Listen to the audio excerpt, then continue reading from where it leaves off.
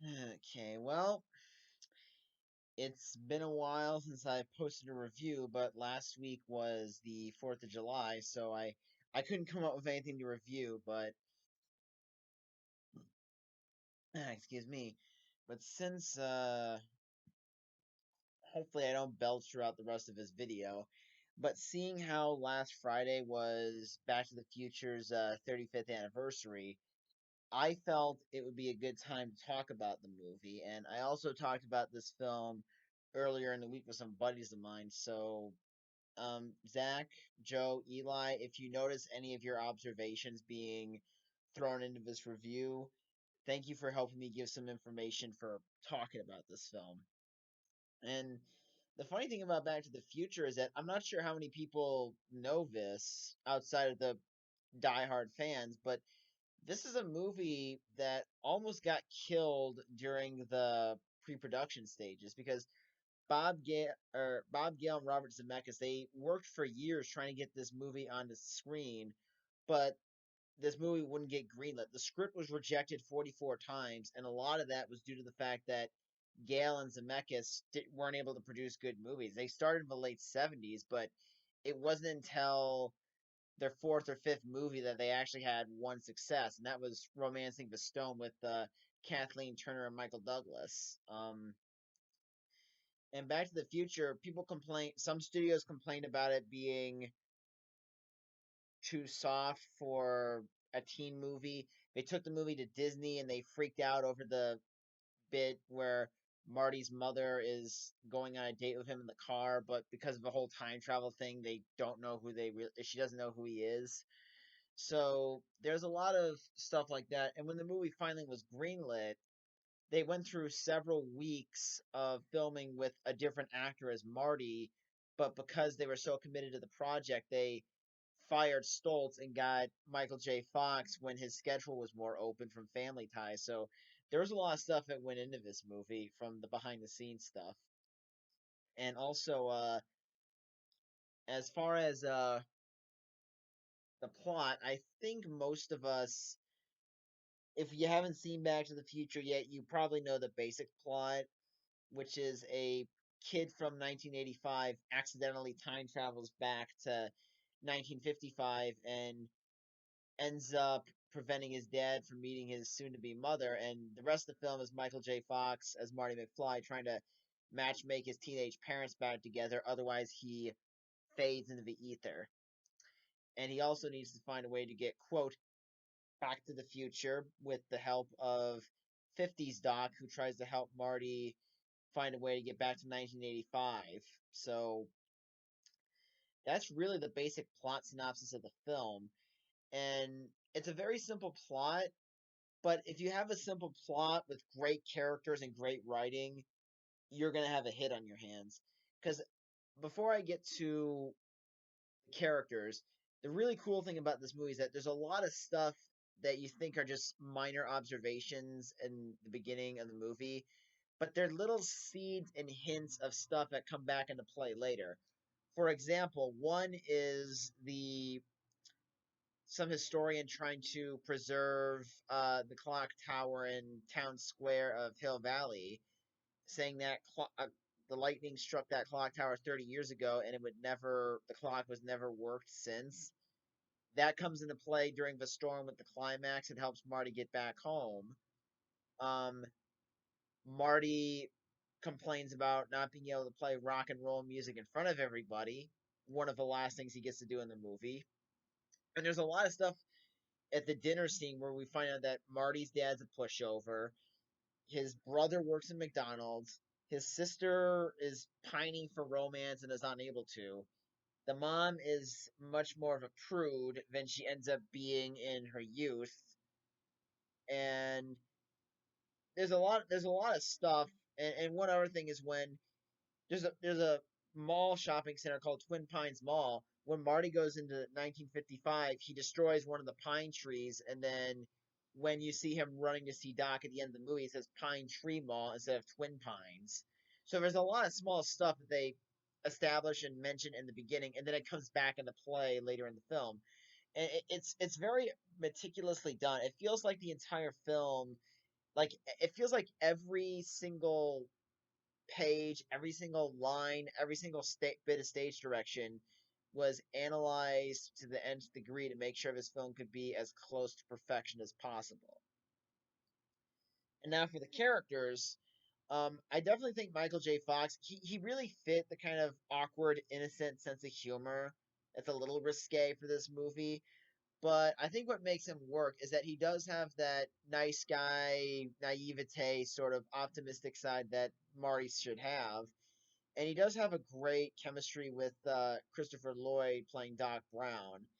And it is kind of funny how Brown is kind of seen as the weirdo, and yet he can still function in normal society. Um, I mean, he is crazy. They do make it very clear that he was crazy even before he came up with the idea for time travel. But Doc actually seems like someone he's a little socially awkward, but not to the point where people can't reason with him. Um, and I do think that Crispin Glover did a great job as being this sort of pathetic pushover until he stands up to Biff, which I'll get to in a minute. As for Biff, it's kind of funny how they turn him into a loudmouth asshat. You know, kind of like the typical school bully, but it gets pretty dark with him near the end. I mean, like, there's a point where at the end of the movie, where he gets drunk and tries to rape Lorraine after having his goons beat up Marty. It's just like, yep, PG movie, everybody.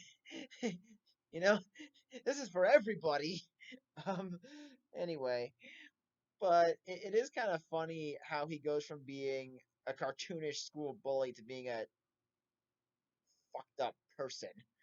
Um, and I also think that aside from the characters, another element of this movie that I think is really well done is the music. I mean, the main theme song that Alan Silvestri came up with, it's beautiful, it's iconic, and the best part of it being used in the film is during the climax when they're trying to set everything up to get Marty back home at the last minute, and everything just happens in just the nick of time. There are some really good rock songs as well. Huey Lewis would end up recording a couple songs for the soundtrack. The most iconic would be "The Power of Love," which is played throughout the first 15 minutes of the movie, either in you can hear it loud and clear, or they're playing it in the background. Marty auditions for the school dance, playing his own version of that song, and gets rejected by some nerd who's played by Huey Lewis, which is actually kind of funny. There's also "Back in Time." Van Halen is played at one part where Marty's trying to convince George to scare George into asking out Lorraine. And one of my favorite parts of the movie is the bit at the end where Marty plays Johnny B. Good.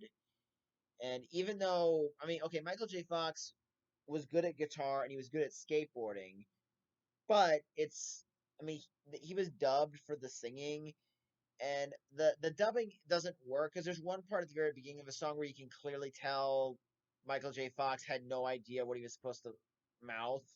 So that's probably the one of the two minor criticisms I have is the lip sync at the end wasn't really good.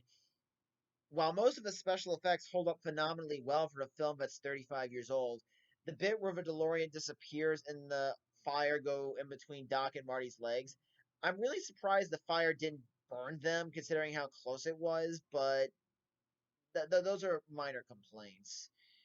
Um, I also really like the scene where um, George stands up to Biff because you do see when right before George punches Biff, you can just look at the horror and just the anger is starting to simmer up in George until knocks him out. And the movie it is a heartwarming warming story. There are some points in there that would probably not work in a PG film nowadays. But I really do think that the characters are ultimately what makes this movie iconic and memorable. There's a lot of great moments, there's a lot of quotable lines, and Michael J. Fox has even said to this day, people still call him McFly in reference to this movie. Now, I probably will review the sequels at some point, but I got to get back to the Star Wars movies, finish that off. My phone's ringing, so if you hear ringing in the last few seconds, and yeah, it's a random phone number. Anyone out there know who that is? This is gonna sound really awkward if you hear me saying this, but you can't hear the phone ring in the background. I apologize, but I'm just gonna keep riffing until the piece of shit stops ringing. Okay, so in other words, I think this movie is not only just a classic '80s film, but I think it's just a classic movie in general, especially when you talk about American cinema. And I definitely think it's one of those films that continues to get better with age. The story is timeless, as are the characters. It does have a very lovable story, and the characters are all very endearing and memorable. It's one of those few movies where I could just say it's a perfect film. So that's all I really have to say for my review. My next Springsteen cover will be on uh, Friday, and you guys will probably find out what I mean when if you look at my Twitter or if you see what I post on Friday. So, I'm not sure what I'm gonna review next, but I'll figure that out soon enough. See ya.